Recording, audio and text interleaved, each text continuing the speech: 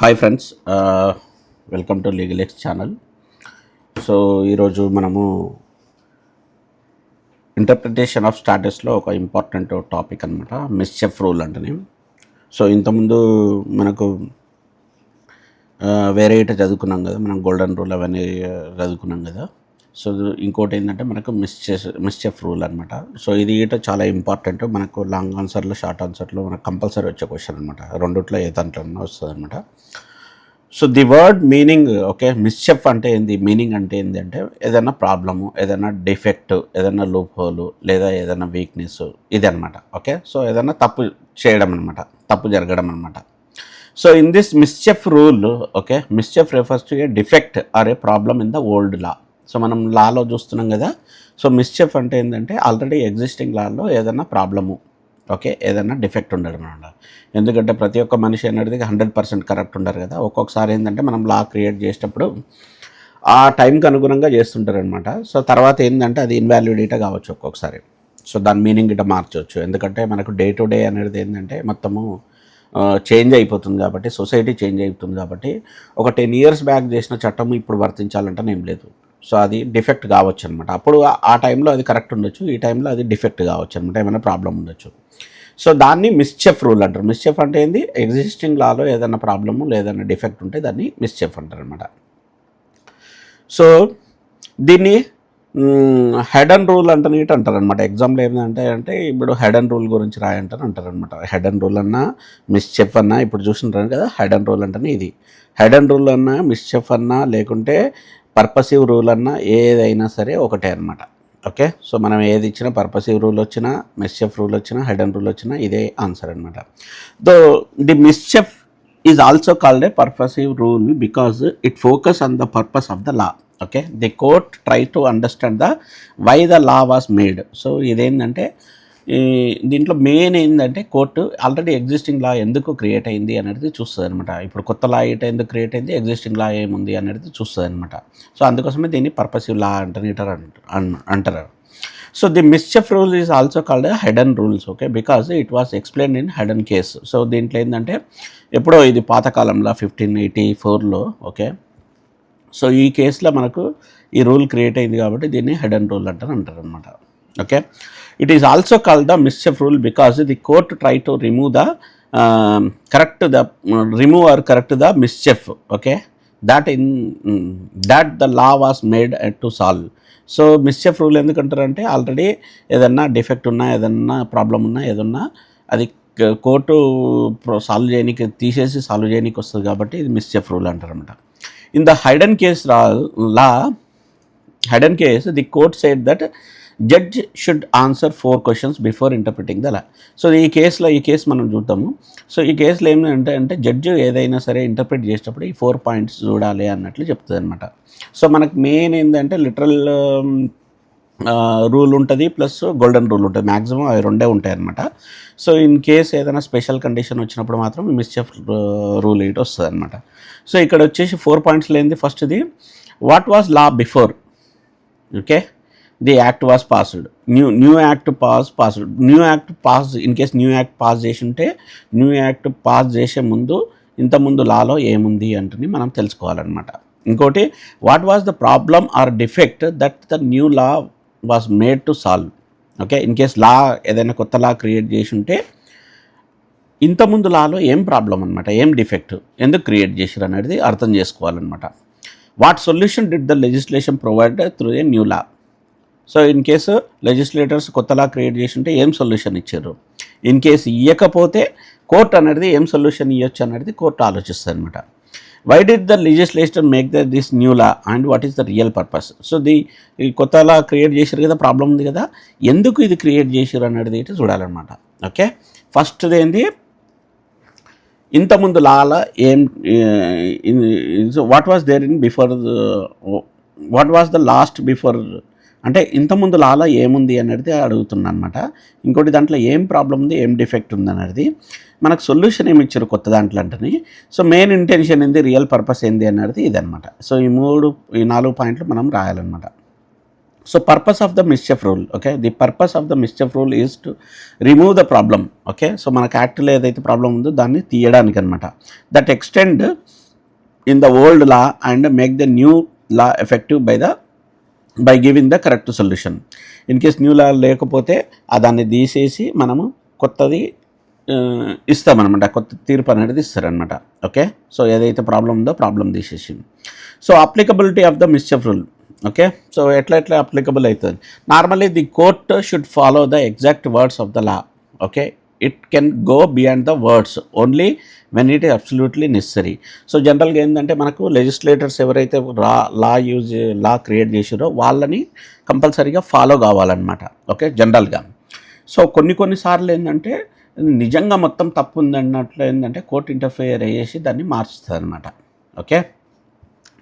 So అదే అనమాట దాని ఉద్దేశం. ఏంటంటే మనము లెజిస్లేటర్కు అగెనెస్ట్ పోతున్నట్లు కాదు, కాకపోతే ఏంటంటే అది కంపల్సరీ నెసరీ ఉన్నప్పుడు మాత్రం చేయవలసి వస్తుంది అనమాట. The mischief rule can be used when a law has more than one possible meaning, okay. So జనరల్గా ఏంటి ఒక మీనింగ్ కాకుండా చాలా మీనింగ్లు ఉన్నప్పుడు వస్తుంది. ఇంకోటి literal rule gives a unfair and observed results. So unfair results వచ్చినప్పుడు ఇట మనకు ఆల్రెడీ ఎగ్జిస్టింగ్గా ఏదైతే ఉందో అది అన్ఫేర్ రిజల్ట్స్ వచ్చినప్పుడు ఇట మనకు ఇది ఇస్తుంది అనమాట, ఓకే. సో మనకు గోల్డెన్ రూల్ ఏంటంటే మనకు ఆప్షన్లు ఉన్నలో బెస్ట్ ఆప్షన్ ఇస్తుంది అనమాట. ఇదేంటంటే మొత్తం ఇది చట్టమే అది కరెక్ట్ లేనప్పుడు ఇది మనకు చెప్తుంది అనమాట. So the mischief rule is used less often than literal rule or golden rule. చాలా తక్కువ వాడతారు అనమాట, ఇది ఓన్లీ స్పెషల్ కేసెస్లోనే ఉంటుంది అనమాట. It is used only to interpret statutes, okay, and only when it is necessary to find the real purpose of the law, okay. So only real purpose ఉన్నప్పుడే ఇది వాడతారనమాట. To find the real intention of the legislative. ఇది మొత్తం మనం court ఏది తీర్పిచ్చినా ఏది ఇచ్చినా మనకేంటంటే లెజిస్లేటివ్ వాళ్ళ రియల్ ఇంటెన్షన్ ఏదైతే వాళ్ళ మెయిన్ ఇంటెన్షన్ ఏందో దానికి అనుగుణంగానే ఉంటుంది అనమాట. The court may took other sources such as. So ఇది క్రియేట్ చేసేటప్పుడు ఏమవుతుందంటే తనంతటి తను కాకుండా ఇంకా కొన్ని సోర్సెస్ లీట తీసుకుంటుంది అనమాట. జనరల్గా ఏంటంటే కమిటీ రిపోర్ట్ ఇచ్చకం కానీ, ఓకే, లా బుక్స్ కానీ, ఆల్రెడీ ట్రీటీస్ ఉంటాయి కదా. సో ఆల్రెడీ ఇంతకుముందు తీర్పులు ఇచ్చిన ట్రీటీస్ దాన్ని అవి కానీ, ఇంకోటి లా రివ్యూ ఆర్టికల్స్, ఇంతకుముందు రివ్యూ చేసిన ఆర్టికల్స్ కానీ, రిలేటెడ్ లాస్ అంటే దీనికి సంబంధించిన లాస్ కానీ వీటిని అన్నిటినీ రెఫరెన్స్ తీసుకొని ఇవన్నీ తీర్పులు అనేది ఇస్తారనమాట, okay. This sources help the court understand why the law was made. So ఈ సోర్సెస్ ఏంటంటే ఈ లా ఎందుకు ఏర్పడింది ఏంది అనేది మొత్తం అండర్స్టాండింగ్ చేసుకునికి ఉపయోగపడుతుంది అనమాట, వాళ్ళ డిసిషన్ తీసుకునికి. So the mischief rule is used when the literal rule cannot solve the problem. జనరల్గా ఏంటంటే ఫస్ట్ ప్రిఫరెన్స్ ఏంది లిటరల్ రూల్ అనమాట. ఇది సాల్వ్ చేయకపోతే మిస్చెఫ్ కిందకి వెళ్తాం, okay. So if the word of the law are unclear and are have more than one meaning, the court uses the mischief rule to remove the confusion and find the correct meaning. So confusion లేకుండా ఏదైతే confusion దాన్ని తీసేసి correct ఇస్తారు అనమాట. So ఇక్కడ example వచ్చేసి మనకు parallel versus Ramachandra అండని. So ఇది కేసు మనకు వచ్చేసి. సో ఇక్కడ ఏంటంటే మనకు parallel was selling A sweet supari ఉంటుంది కదా, పాన్లో మనం మామూలుగా ఉంటుంది కదా, సుపారీలో అవి క్రియేట్ చేసి అమ్ముతుండ అనమాట. So the supari was mixed with artificial sweetener. So artificial sweetener ఉంటారు కదా, దాంట్లో మిక్స్ చేస్తూ ఉంటారు కదా మామూలుగా ప్యాన్లో కానీ అవి దాంట్లో కానీ. He was prosecuted under prevention of food adulteration act.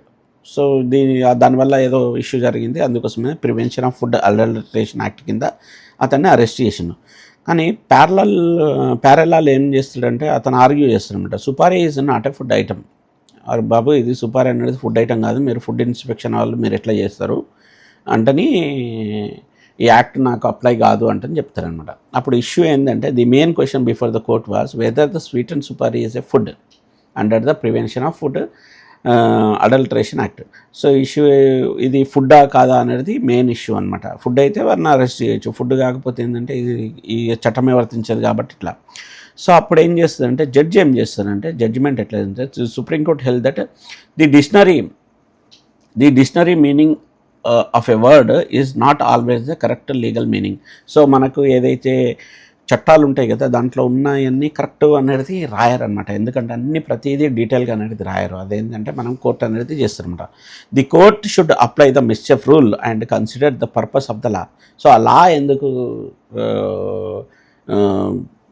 మిస్చెఫ్ rule apply చేసి ఈ లా ఎందుకు క్రియేట్ చేసిరు అనేది, లా ఎందుకు ఇది ఏదైనా ఫుడ్ వల్ల ఎవరిదైనా ఆరోగ్యం జరిగినప్పుడు, ఆరోగ్యం చెడిపోయినప్పుడు, లేకుంటే చాలామంది ఆరోగ్యాలు చెడిపోయినప్పుడు మనకు ఈ చట్టం అనేది ఉందన్నమాట. ఏ చట్టం ఇది? Prevention of food adulteration act. దీని కింద అరెస్ట్ చేయొచ్చు అంటని. సో ఇది అర్థం చేసుకోవాలని చెప్తుందన్నమాట. Hence supari is eaten by the mouth. So supari ఉంది కదా, నోట్లో నుంచి తిన్నారు కదా, అందుకోసం ఇది ఫుడ్ ఐటమ్ కింద consider. Therefore sweet and supari comes within the meaning of the food. Okay, the prosecution against Pyarelal was valid. So ఇక్కడ ఏంటంటే మనకు మెయిన్ ఇంటెన్షన్, ఎవరైతే లాస్ క్రియేట్ చేసారో వాళ్ళ మెయిన్ ఇంటెన్షన్ ఏంది? ప్రజల ఆరోగ్యాలు అనేది చెడిపోవద్దు అనేది మెయిన్ ఇంటెన్షన్. ఓకే, సో ఏ ఫుడ్ వల్ల చెడిపోద్దు అన్నది. సో ఇక్కడ సూపర్ అనేది నోటి నుంచి తింటారు కాబట్టి దీనివల్లనే చెడిపోయింది కాబట్టి వాళ్ళకు ప్రాసిక్యూషన్ చేసే అధికారం ఉంది అంటే చెప్తున్నారు అనమాట. ఓకే, సో ఇక్కడ వచ్చేసి the mischief rule should be applied when the ordinary or dictionary meaning does not achieve the purpose. So food అనేది మామూలుగా జనరల్ కాబట్టి మనకు అది సర్వ్ చేస్తలేదు కాబట్టి మనం మిస్చెఫ్ అనేది యూజ్ చేస్తారనమాట. Okay, court should interpret the words in a way that remove the mischief and advances the remedy. The purpose of the act is more important than the strict dictionary meaning, direct dictionary meaning. So purpose అనేది చాలా important అనమాట ఇక్కడ. Okay, so purpose దాన్ని తగ్గట్టు మనం చేస్తాం. ఇంకో case వచ్చేసి మనకు British Airways versus union of India. ఇది వచ్చేసి మనకు ఇది వచ్చేసి మనకు ఇక్కడ జరిగింది 95లో జరిగిందనమాట. సో 95లో మనకు 2001లో తీర్పు వచ్చింది. ఇక్కడ ఏంటంటే మనకేంటంటే బ్రిటిష్ ఎయిర్వేస్ ఏం చేస్తుందంటే కార్గో సప్లయర్ అనమాట. సో కార్గో సప్లయర్ వచ్చినప్పుడు ఏంటంటే వీళ్ళు ఇక్కడ ఇండియాకి వచ్చిన తర్వాత కార్గో ఏంటంటే దాంట్లో మిస్ మ్యాచ్ అనేది ఉందనమాట. ఫుల్ క్వాంటిటీ అనేది రాదు. సో షార్ట్ ల్యాండెడ్ అంటే తక్కువ దాంతో వచ్చిందనమాట. అప్పుడు ఏం చేస్తే కస్టమ్ అథారిటీస్ ఏం చేస్తారంటే పెనాల్టీ అనేది వేస్తారనమాట బ్రిటిష్ ఎయిర్వేస్ మీద. బ్రిటిష్ ఎయిర్వేస్ అంటే నేను దానికి బ్రిటిష్ ఎయిర్వేస్ దానికి ఇన్ఛార్జ్ కాదు, మాకు ఏది పంపించారో అది పంపించినామంటేనే అంటుంది అనమాట. సో నాట్ లైబుల్ అంటేనే అంటుంది. ఇష్యూ ఏంది? సో ఈ బ్రిటిష్ ఎయిర్వేస్ ఇది లైబులా కాదా, ఎందుకంటే పర్సన్ ఇన్ఛార్జ్. సో జడ్జిమెంట్ ఏమిస్తుందంటే British Airways could not escape. నేను ఇన్ఛార్జ్ కాదు అంటే నేను ఎస్కేప్ కాలేదు, ఎందుకంటే వాళ్ళు ఏదైతే పంపించారో మనకు యాజ్ పర్ వాళ్ళకి పంపించినప్పుడు ఇంత పంపించినామంటే వాళ్ళు మొత్తం కొటేషన్ అన్నీ పంపిస్తారు కదా, దాని ప్రకారము మీరు తీసుకురావాలి అనేది చెప్తుంది అనమాట. You cannot escape. ఓకే, అది నీ రెస్పాన్సిబిలిటీ, ఎంత ఇచ్చారు ఎంత అనేది చూసుకోవాలనేది నీ రెస్పాన్సిబిలిటీ అనేది చెప్తుంది అనమాట. The act must be interpreted whole as a whole. Okay, section 116 and 148 should be read together. So వాళ్ళు ఏం చేస్తున్నారంటే నువ్వు పోయేసి ఆ చట్టం గురించి తెలుసుకో, సెక్షన్ 116 and 148 గురించి మొత్తం చూసుకో. The interpretation should be promote the object of the customer act. So customer act యొక్క ఏంది, కస్టమ్స్ యాక్ట్ యొక్క మెయిన్ ఉద్దేశం ఏంది? సో మొత్తము వాళ్ళు పంపించిన మొత్తము గూడ్స్ అనేది రావాలన్నమాట. ఇక్కడ రాలేవు. ఓకే, సో పేపర్లోనేమో ఉన్నాయి, కాకపోతే ఇక్కడ రాలేవు. సో అది మెయిన్ అనమాట. ఓకే, సో అందుకోసమే ఇక్కడ టెక్నికల్ ఆర్గ్యుమెంట్స్ యూజ్ చేసేసి నువ్వు ఎస్కేప్ కాలేవు, కంపల్సరీ ఇవ్వాల్సిందే అంటని పెనాల్టీస్ అనేది చేస్తారనమాట. ఇది మనకు. ఓకే, సో మిస్చెఫ్ రూల్ అనేది అర్థమైంది అనుకుంటా కదా. సో ఇది చాలా ఇంపార్టెంట్ క్వశ్చన్. అలాగే మీకు ఏదైనా ఇంపార్టెంట్ క్వశ్చన్ మీకు వీడియో కావాలనుకుంటే మనకు కామెంట్స్లో పెట్టండి. దీనికి సంబంధించిన మనకు నోట్స్ అనేది మనకు ఫస్ట్ కామెంట్ లేకుంటే డిస్క్రిప్షన్లో ఉంటుంది. You can download from there. So I hope this will help a little in your exam. So thanks friends. Please subscribe our channel. Thank you. Bye.